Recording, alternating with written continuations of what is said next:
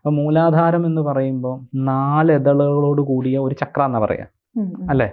ഒരു വൃത്തം, അതിന് ചുറ്റും ഇങ്ങനെ 4 ഇതള്. എവിടെയാ? നട്ടലിന് അടിഭാഗത്താണ് അല്ലേ? നമുക്ക് ടെയിൽ ബോൺ എന്ന് പറഞ്ഞിട്ടൊരു സംഭവം ഉണ്ട് നട്ടലിനടിയിൽ, അതും 4 എല്ലുകൾ കൂടിയതാണ്. അപ്പം അതിൻ്റെ റിലേഷൻ മനസ്സിലായോ? അപ്പം 4 എണ്ണം കൂടി നിൽക്കുന്നത് എന്താ? നമ്മൾ പ്രകൃതിയിൽ നോക്കുമ്പോൾ പൂവ് എങ്ങനെയാണ് 4 ഇതൾ കൂടിയിട്ടാണ് നിൽക്കുന്നത്. അപ്പം അത് ഇതുപോലെ ആയതുകൊണ്ട് അതിനൊരു ചക്രമായിട്ട് അവർ പറഞ്ഞു. അവർക്ക് ഇതിന് ടെയിൽ ബോൺ എന്ന് പറയാൻ അറിയില്ല.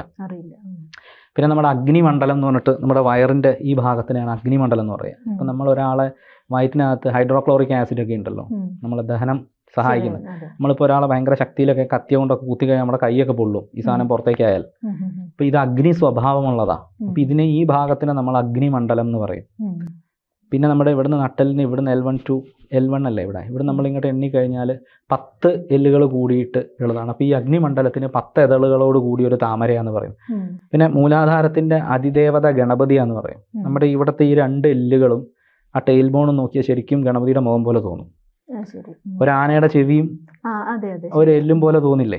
അപ്പോൾ ഇവർ പ്രപഞ്ചത്തിൽ കാണുന്ന സാധനങ്ങളെ, അതുപോലെ ഈ നാഡീവ്യൂഹങ്ങളെ കുറിച്ച് പറയുന്നുണ്ട്. ഇതൊക്കെ ഞാൻ പറഞ്ഞ പോലെ ശാരദാലതന്ത്രത്തിലൊക്കെ ഉണ്ട്.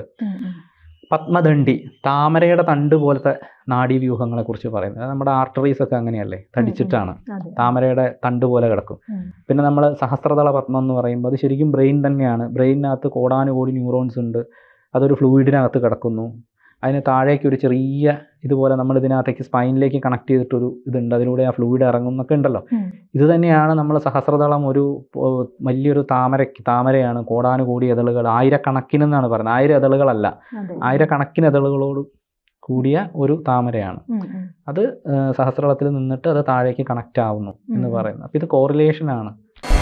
ജ്യോതിഷവുമായി ബന്ധപ്പെട്ട എല്ലാ വിശേഷങ്ങളും നിങ്ങളിലേക്ക് എത്താൻ ABC ജ്യോതിഷം സബ്സ്ക്രൈബ് ചെയ്യുക.